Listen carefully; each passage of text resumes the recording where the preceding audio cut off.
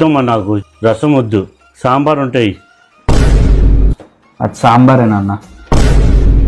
జనని నాన్న మంచి అమ్మాయి నాన్న, మన ఇంటికి తగ్గట్టుగా ఉంటుంది, బాగా వంట చేస్తుంది నాన్న.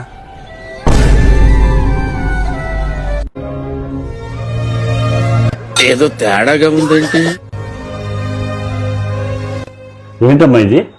నిమ్మకాయ సాంబార్ మావయ్య. ఇదేగా ఇదే, ఇది నేను చూడలే.